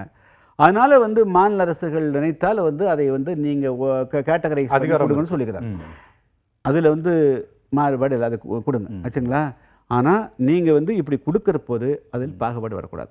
ஆச்சுங்களா? நீங்கள் 3% கட் பண்ணி தனியாக கொடுத்துருங்க. அந்த அவர்களை வந்து மீண்டும் எஞ்சி இருக்கக்கூடிய இடத்திலும் நீங்கள் போட்டியிட வரக்கூடாதுங்கிறது தான் என்னுடைய பார்வை, தவிர வேற என்ன மாதிரி இல்லை சார். ஷெட்யூல் கேஸ்ட் அப்படின்ற அந்த அட்டவணையிலிருந்து வெளியேறணும் அப்படின்றது தானே புதிய தமிழகமோட கோரிக்கை. இன்னைக்கு அதான் வச்சுக்கிறோம். இன்னைக்கு அதுதான் கோரிக்கை. நான் போகிற போது வந்து நான் வந்து ஷெட்யூல் காஸ்ட்டை வந்து துண்டாடுங்கன்னு சொல்லவே இல்லை. நாங்கள் வந்து இடஒதுக்கீடே இல்லை என்று சொன்னாலும் கூட நாங்கள் வந்து பட்டியலிருந்து வெளியேற தயாராக தான் சொல்லிக்கிறேன். வெளியே சொல்லுங்க. இன்னைக்கு அதுதான் சார். இன்னைக்கும் கூட மத்திய அரசோ மாநில அரசு வந்து சரி தேர்ந்தெடுத்த வேளாளர்கள் வந்து பட்டியல் வெளியேற்றதுக்கு நாங்கள் வந்து உடன்படுகிறோன்னு கொடுக்க சொல்லுங்க. இல்லை, அதுதான் நீங்கள் வந்து எனக்கு ரிசர்வேஷனே இல்லைன்னா கூட நான் வெளியேறேன் அப்படின்னு சொல்றீங்க. அதே நிலையில நீங்க வந்து அவங்க வந்து எஸ்சிஏலையும் இருக்காங்க, இதுலயும் வந்துக்கிறாங்க அப்படின்ற அந்த இடத்துல அவங்கள நீங்க சார் வந்து நாட்டில், அதாவது நீங்க எனக்கு வேண்டவே வேண்டாம் அப்படின்ற அப்படி அதாவது வந்து இது வந்து உரிமை சம்மந்தப்பட்ட விஷயம். இது வந்து உரிமைக்கு டாக்டர் கிருஷ்ணசாமி என்ற தனிநபர் சம்மந்தப்பட்ட விஷயம் கிடையாது. பல்லாயிரக்கணக்கான படித்த இளைஞர்களுடைய உரிமை சம்மந்தப்பட்ட விஷயம். நான் அவங்கள இங்கிருந்து வெளியே எடுத்துகிட்டு போகிற போது அவங்களுக்கு வேறு ஆல்டர்னேட்டிவ் மனசு வச்சுட்டு கொண்டு போவேன். அங்கே இருக்கிற போது எங்களை இங்கேயும் ஏதாவது வெளியே போகிறதுக்கும் விட மாட்டேங்கிற, உள்ளேயும் கொடுக்க மாட்டேங்கிற. என்ன அர்த்தது? நீ உள்ளே வச்சுருந்தா எங்களுக்கு உண்டான ஷேர் முறையாக கொடு, வெளியே அனுப்பு, அதுக்கு நாங்கள் என்ன தீர்வு பண்ணுறோமோ அதுக்கு நாங்கள் அந்த தீர்வுக்கு வச்சுட்டு தான் நான் வெளியே போவேன். வச்சுங்களா, அது நான் சொல்லணுங்கிற அவசியம் இல்லை. பட்டியல் பிரிவுக்குள்ளே நீங்கள் இருங்கன்னு சொன்னது நாங்களாக சொல்கிறோம், நான் தான் சொல்லல. இந்த மக்கள் தேவேந்திர மக்கள் கேட்டாங்கல்ல, எத்தனை நாள் போராடினாங்கல்ல. அப்போது நீங்கள் வெளியேற்றவும் இருக்கிறீங்க, உள்ளே இருக்கிற போது அது நியாயமாக இருக்கணும், அது சட்டபூர்வமாக இருக்கணும், குழப்பக்கூடாது. சார், வெளியேற்றமுமே எல்லோருமே சொல்கிற ஒரு கருத்து என்னென்னா, எல்லா மக்களுமே வந்து அந்த கோரிக்கையை வைக்கிறாங்களா? புதிய தமிழகம் கட்சி வைக்குது, அதற்கு ஆதரவான மக்கள் இருக்காங்க, தேவேந்திரகுல வேளாளர்களே இருக்காங்க. ஆனால் எல்லா தேவேந்திரகுல வேளாளர்களோட மக்களோட கோரிக்கையாக அது இருக்கா அப்படின்ற கேள்வியும் தொடர்ச்சியாக முன்வைக்கப்படுதில்ல. அது இன்னைக்கு இந்த டாபிக் இல்லைங்க. அது முழுமை அடையிற போது அது அது தனியாக ஒரு வடிவம் வரும். இப்போ அதை பற்றி பேசணுங்கிறது இல்லை. அது நாங்கள் வந்து உச்சக்கட்டத்தை கொண்டு போனோம். மத்திய அரசு செய்யும்னு நம்பினோம், மத்திய அரசு செய்யலை. நாங்கள் ஆட்சிக்குள்ளே வர்ற போது அதுக்குண்டான நாங்கள் மத்திய அரசில் பங்கு பெறுகிற போது, மாநில அரசில் பங்கு பெறுற போது அதுக்கு என்ன செய்யணுமோ செஞ்சுக்குவோம். Okay sir. விஜய் அவர்கள் சொன்ன அந்த கூட்டணி ஆட்சி அப்படின்றத நீங்கள் வந்து வரவேற்று இருந்தீங்க. பொதுவாக கடந்த காலத்துலலாம் பார்த்தோன்னா நீங்கள் நடிகர்கள் வந்து திடீர்னு ஒரு இமேஜ் ஆகிறது, நீங்கள் விக்ரம் பிரசாந்த்லேருந்து நடிகர்களுக்கு அவங்க பின்னாடி போகிறது அப்படின்றத நீங்கள் கடுமையாக விமர்சிச்சிருக்கீங்க, எல்லாரையும் விட கடுமையாக விமர்சிச்சிருக்கீங்க. நீங்களே சொல்லுவீங்க, நான் போராட்ட காலத்தில் நிற்கும் போது யாருமே வரல, இப்போ வந்து நிற்கிறாங்க, நீங்கள் பின்னாடி போகிறீங்கன்னு. நான் விஜயோட வருகையை வந்து நீங்கள் ஆதரிச்சிருக்கீங்க, அந்த அவர் சொன்ன அந்த கருத்தை வந்து ஆதரிச்சிருக்கீங்களே. தமிழ்நாட்டில் வந்து திரைப்படத்தின் மூலமாக கிடைக்கக்கூடிய அந்த ஒரு விளம்பரங்கள், இதை வச்சு பல பேர் வந்து அரசியல் தளத்துக்கு வந்துட்டாங்க. இது எம்ஜிஆர் வந்திருக்கிறாரு, அதே போல் அதை ஜானகி வந்துருக்கிறாங்க, ஜெயலலிதா வந்துருக்கிறாங்க. அதுக்கு பிறகு விஜய் இல்லை, ஏன் ஸ்டாலின் வந்து திரைப்படத்தில் நடித்தார்ல, அப்புறம் இன்றைக்கி இருக்கிற துணையும் நடத்திருக்குது இல்லைங்க. ஸோ அது மாதிரி வந்து பெரும்பாலானவர்கள் வந்து இந்த திரைப்படத்தை வந்து பப்ளிக்கு வர்றதுக்கு வந்து ஒரு தளமாக பயன்படுத்துகிறார்கள். பாக்கியராஜ் வந்தார், டி ராஜேந்திரன் வந்தார், விஜயகாந்த் வந்தார். அது மாதிரி பல இது இன்னும் சொல்லப்போனால் தமிழ்நாட்டில் ஒரு 2 படம் சக்ஸஸ் ஆச்சுன்னா தமிழ்நாட்டு அது திரைப்பட நடிகையாக இருந்தாலும் சரி, நடிகராக இருந்தாலும் சரி, டைரக்டர் இருந்தாலும் சரி, ஒரு 10 படம் 15 படத்துக்குள்ளே ஃபேமஸ் ஆகிட்டாங்க அப்படின்னா உடனடியே எல்லாருக்குமே முதலமைச்சர் கனவு வந்துடுது. இது வந்து ஆபத்தானது, தவறானதுன்னு நான் சுட்டி காட்டியிருக்கிறேன். அந்த கருத்தில் மாற்று கருத்து கிடையாது. ஆனால் யதார்த்தம் என்னவா இருக்குது, இன்றைக்கி தமிழ்நாட்டில் திரைப்படத்தில் இருந்து எல்லோருமே வரக்கூடிய சூழல் உருவாகிருக்குது. அடிப்படையில் திரைப்படத்திலிருந்து வரக்கூடியவர்களை வந்து நாம் வந்து இது ஒரு தளமாக மாறுது. போராட்டங்களுக்கு முன்னுரிமை கிடைக்கல, தியாகம் செய்யக்கூடியவர்களுக்கு ஒரு அங்கீகாரம் கிடைக்கிறதில்ல, திரைப்படத்துறையில் வரக்கூடியவர்களுக்கு கிடைக்குது அப்படிங்கிறது ஒட்டுமொத்தமான பார்வை. ஆனால் அந்த பார்வையை நான் வந்து விஜய் மீது மட்டும் நான் செலுத்த முடியாது, விஜய் மேலே மட்டும் வைக்க முடியாது. இப்போ விஜய் அப்படின்னா விஜயகாந்த் நாங்களாம் கூட்டணி போயிடக்கூடாது, வச்சுங்களா. வச்சுங்களா, தமிழ்நாட்டுக்குரிய எல்லாருமே ஒருத்தாங்க. ஏன் திருநாகரசன் கூட ஒரு படத்தை நடிச்சு அடித்தார், வச்சுங்களா. ஸோ அதனால் தமிழ்நாட்டை திரைப்படத்துக்கு போய் ஏதாவது முகத்தை காட்டணும் அப்படிங்கிற ஒரு ஃபீலிங் இருந்துருக்கு. அது தவறான, அது சரியாக அது அப்படி போயிடுச்சுங்க. இப்போ விஜய் பொறுத்தளவு அவர் வந்து நான் வந்து இப்போது என்னுடைய 20-30 வருஷம் திரைப்படத்திலேருந்து வந்து மாறி நான் வந்து ஒரு பொது வாழ்வுக்கு வருங்கிறார். அது வேறு. அவர் வச்சிருக்கக்கூடிய மிக முக்கியமான அம்சம், தமிழ்நாட்டில் எந்த கருத்தை வந்து நாங்கள் தொடர்ந்து கடந்த 30-40 வருஷமாக வலியுறுத்தி வந்தோமோ அதை அவர் ஓப்பன் பண்ணிக்கிறார். யாருமே சொல்ல.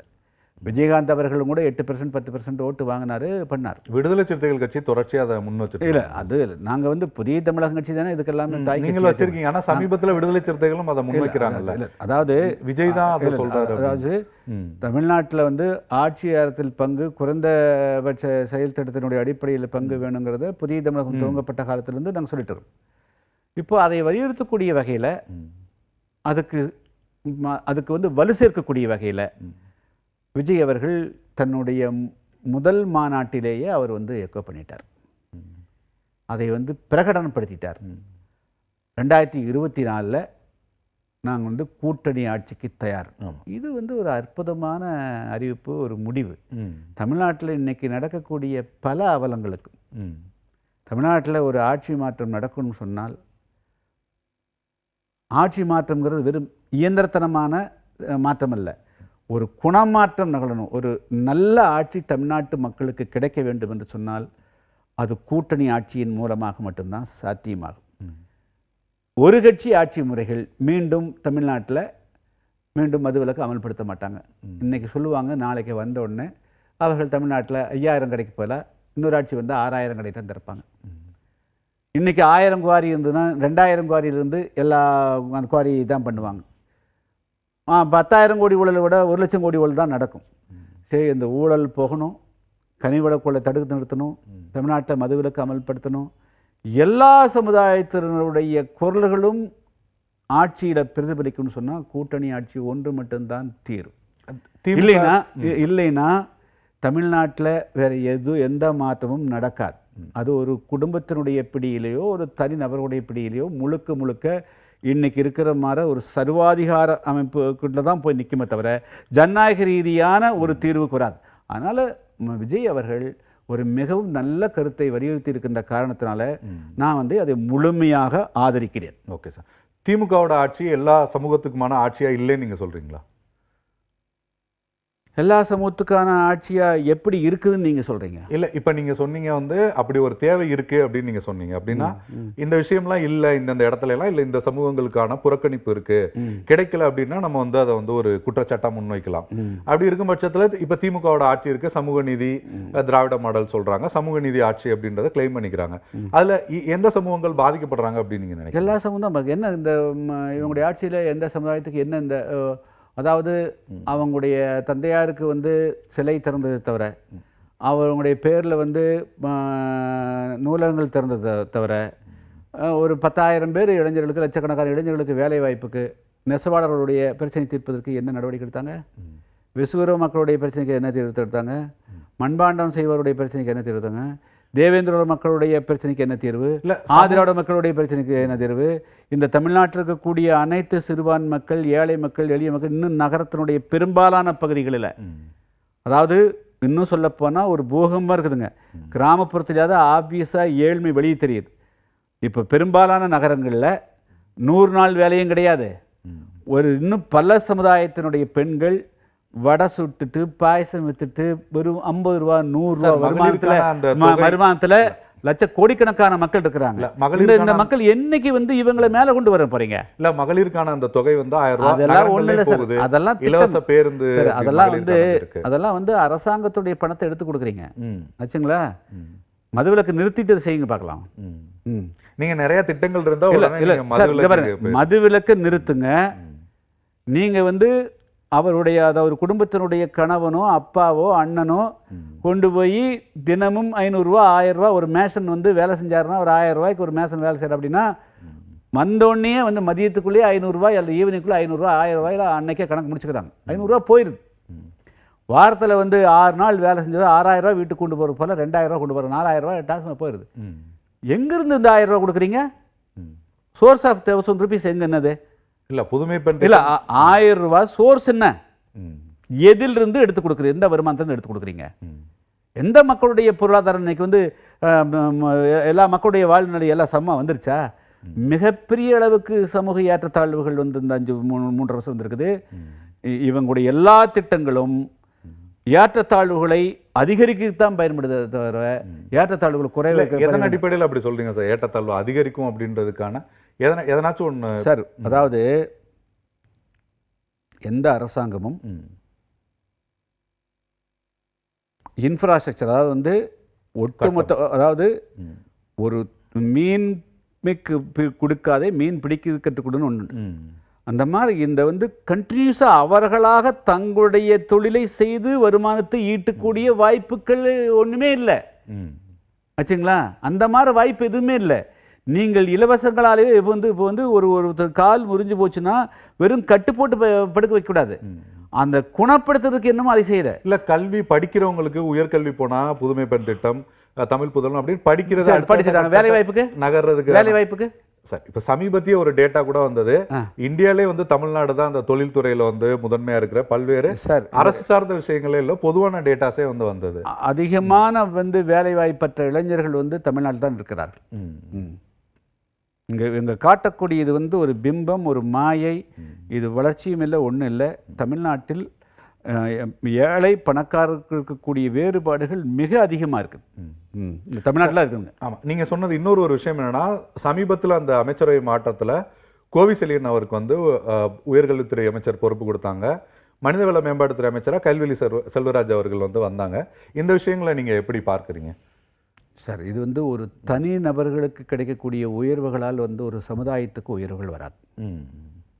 நாங்கள் கேட்கக்கூடிய அரசியல் பங்கு என்பது குறைந்தபட்ச செயல் திட்டத்தின் மூலமாக எந்த அரசியல் இயக்கங்கள், எந்த கட்சிகள் என்ன கோரிக்கைகளை அடிப்படையாக வைத்து போராடுகிறார்களோ அந்த கட்சிகள் வந்து ஆட்சியாளத்துக்குள்ள பங்கு பெறுகின்ற பொழுது அது ஒட்டுமொத்த சமுதாயத்துக்கான தீர்வாகவும் வளர்ச்சியாகவும் பயன்படும். கோவைசலியே நல்ல நண்பர், அவருக்கு ஒரு மதிப்பு கிடைச்சிருக்குது.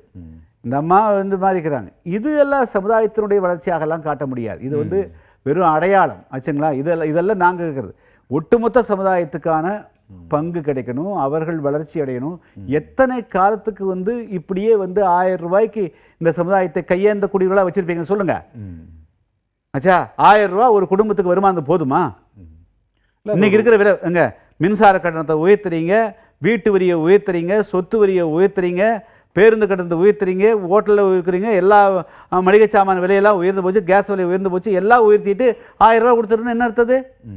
இதன் மூலம் அந்த சமுதாயம் எப்படி வளர்ந்ததாக கருத முடியும்?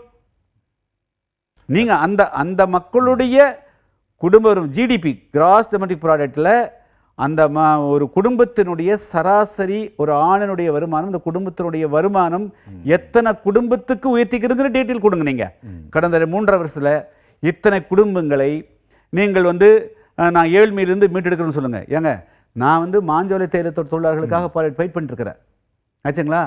1927க்கு முன்பு வந்து ஏறக்குறைய 100 வருடங்களுக்கு முன்பு மாஞ்சோலையில் குடியேறியவர்கள் அவர்கள் அந்த மலையே வந்து தங்களுடைய வாழ்விடமாக அதுதான் அவங்களுடைய பிறப்பிடம். 6 தலைமுறையாச்சு. திடீர்னு பார்த்தா ஒரு கம்பெனி மூடுறான். சரி, இந்த இந்தியாவினுடைய எந்த பகுதியிலும் மலையில் வந்து மக்கள் வாழவே இல்லையா? ஊட்டியில் இல்லையா? கொடைக்கானலில் கிடையாதா? சிறுமலையில் கிடையாதா? கொல்லிமலையில் இல்லையா? உலகத்தினுடைய எந்த பகுதியில் மலைப்பகுதியில் மக்கள் வாழாம இருக்கிறாங்க? அவங்களுக்கு வந்து அந்த 2006 வன உரிமை சட்டத்தின்படி நான் 5 ஏக்கரா 10 ஏக்கரா கொடுத்து நீ காய்கறி போடு, பால் மாடு வச்சு கொடுன்னு சொல்லிட்டு அந்த மக்களை வந்து அவங்களை வளர்ப்படுறதுக்கு போகலாம். நீ எல்லாரும் வந்து நிற்கதியை வந்து ரோட்டுக்கு வந்துரு, உனக்கு அடுக்குமாடி கொடுக்கணும், அடுக்குமாடி கொடுத்ததுன்னா அவன் எப்படி ஆடு வைக்கிறது, எப்படி மாடு வைக்கிறது, எப்படி 75 லட்ச ரூபா வந்து அம்பேத்கர் திட்டத்தில் லோன் கொடுக்கணும்னா நீங்கள் வந்து அந்த மக்கள் இப்போ நிம்மதியாக வாழ்ந்துட்டு இருக்கிறாங்க. அந்த மக்கள் 75 லட்ச ரூபா கடனாக்கி இருக்குன்னா அவன் கட்டுறது எப்படி? அவன் எங்கே போய் வேலை செய்வான்? எங்கே போய் தொழில் தொடங்குவான்? நேற்று வெறும் தேயிலை பறிச்சுட்டு இருந்தவங்க, பெப்பர் மிளகு பறிச்சுட்டு இருந்தவங்க, ஏலக்காய் பறிச்சுட்டு இருந்தவங்களை கொண்டு போய் திடீர்னு தொழில் தொடங்க எப்படி தொடங்குவாங்க? அவரவர்களை அங்கங்கே அந்த பகுதியிலேயே வாழ வைக்கணுங்க. அந்த மக்களுடைய வாழ்வாதாரத்தை பறித்து அந்த மக்களை ஏழ்மையில் தள்ளிட்டு இந்த நாடு எங்கே வந்து நீங்கள் சமூக நீதி அரசு நாங்கள் திராவிட மாடல் சொல்கிறதுக்கு என்ன அடிப்படை இருக்குது? இல்லை, சமீபத்தில் அது நிறுத்தி வைக்கப்பட்டு தானே சார் இருக்குது. எல்லோருமே அது வந்து இன்னும் அப்படியே எல்லோரையும் சார் நேற்றைய முந்தைய 2 நாளைக்கு முதலையும் கூட தீர்ப்பு அரசாங்க வழக்கறிஞர் வந்து என்ன பேசுகிறாரு? அவர்கள் மலையிலிருந்து அவர்களுடைய உரிமைங்கிறாரு. எப்படி அவர் பேச முடியும்? அச்சா, 2006 சட்ட விதி படித்தாரா? அவங்களுடைய கலெக்டர் போட்டு படித்தாரா? அச்சா, தமிழ்நாடு அரசனுடைய முடிவு என்ன? அந்த மக்களுடைய வாழ்வாதாரத்தை நாங்கள் வந்து எந்த விதத்திலும் தொல்லை பண்ண மாட்டோம், அவங்களை ஈடுபடுத்த மாட்டோம்னு நீங்கள் ஏன் சொல்கிறது தைக்கணுங்க? நான் இங்கே அடுக்குமாடி கட்டி வச்சுரு, இங்கே அடுக்குமாடி, இங்கே சென்னையில் இருந்து சார் நடந்தது. இங்கே கூவத்தில் குடிக்கிறாங்க கொண்டு போய் இங்கே கண்ணகி நகரில் போட்டிங்களே 100 ஸ்கொயர் ஃபீட் வீட்டில் அந்த மக்களுடைய வாழ்வாதாரம் இன்றைக்கி என்ன சார் ஆச்சு? ஒரு இடம்பெயர்ந்த சின்ன விஷயமா? அவங்க நல்ல காற்றோடு இருக்கிறான் மலையில் மாஞ்சோலையில் ஆச்சுங்களா? நல்லா தண்ணி குடிச்சிட்டு இருக்கிறான், நிம்மதியாக வாழ்ந்து தூங்கிட்டு இருக்கிறான். அவனை கொண்டு வந்து நடுவுக்கு நிறுத்துடுங்க. அரசாங்கம் ஏன் ஒரு நல்ல முடிவு எடுத்து அந்த மக்கள் அங்கேயே வாழட்டும், அவங்களுடைய வாழ்வாதாரத்தை பாதுகாக்கணும்னு சொல்கிறதுக்கு என்ன சார் தடுக்குது உங்களுக்கு? ஏன் நீங்கள் வந்து இவ்வளோ தூரம் குறுகிய மனசோடு நடத்துக்கிறீங்க? அவங்கள வெளியேற்றிட்டு நான் வந்து அதை வந்து சுற்றுப்புற சூழல் டூரிஸ்ட் சென்டராக மாத்திரனா சார் ஒன்று இன்றைக்கி வரலும் லிமிட்டடு வாகனம் போகுது. ஆயிரக்கணக்கான வாகனங்களை வந்து மலைப்பகுதிகளுக்கு விட்டால் அதனுடைய சுற்றுப்புற சூழல் கெடுமா கெடாதா? அங்கே இருக்கக்கூடிய மிருகங்களுக்கு டிஸ்டர்பன்ஸ் வராதா? இன்றைக்கி வரலும் புலியோடையோ யானையோடையோ சிங்கத்தோடையோ அல்லது எந்த மிருகத்தோடு முதல்ல இல்லை. சிலரும் கீழே பிளைன்ஸ்க்கு வரதுக்கான விருப்பப்படுவது என்பது வேறு, கட்டாயப்படுத்துவது என்பது வேறு. அந்த மக்கள் நாங்கள் இங்கே தான் என்னுடைய வாழ்விடம், நான் வந்து இங்கே தான் நான் பிறந்த வளர்ந்த என்னுடைய அடையாளம் மாஞ்சோலை அப்படிங்கிறது பெரும்பாலான மக்கள். 4 பேர் கீழே போயிருக்கலாம், அது வேறு பிரச்சனை. இருக்கிறவங்களுக்கு நீங்கள் செய்யுங்க, நீதி வழங்குறது தான் நம்முடையது. சார், விஜய் அவரோட விஷயங்கள்ல அவர் வச்ச கொள்கைகள் நீங்க எப்படி பார்க்கறீங்க? இருமொழி கொள்கை உள்ளிட்ட பல்வேறு விஷயங்கள் சொன்னாரு. மாநில தன்னாட்சி அப்படின்ற விஷயங்களையும் வந்து சொன்னாரு. அந்த மாதிரியான விஷயங்களை நீங்க எப்படி பார்க்கறீங்க? சார் வந்து அந்த கட்சியினுடைய எல்லா கொள்கையும் நான் வந்து பகுத்தாய்வுக்கு போகலை. இன்னைக்கு தமிழ்நாட்டில் ஒரே ஒரு ஃபார்முலா மூலமாக பல பிரச்சனைகளுக்கு தீர்வு கொண்டு வரப்படும். இன்றைக்கி எந்த ஒரு கட்சியுமே வந்து தமிழ்நாட்டில் தனித்து போட்டிட்டு ஆட்சி பிடிக்கக்கூடிய சூழ்நிலை கிடையாது. ஏதோ ஒன்று விரும்பியோ விரும்பாமலோ யாராவது ஒருத்தர் கொண்டு வந்து சேர்த்துக்கிறாங்க. தேர்தலுக்கு முன்னாடி பயன்படுத்தி தேர்தல் வந்த பிறகு எங்கள் ஆட்சின்னு சொல்லிடுறாங்க.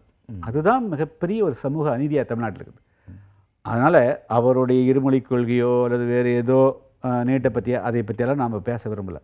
ஆனால் அவர் வந்து தமிழ்நாட்டில் கூட்டணி ஆட்சி அமைக்க வேண்டும் என்று ஒரு பெரிய அடி எடுத்து வச்சுக்கிறார் சார்.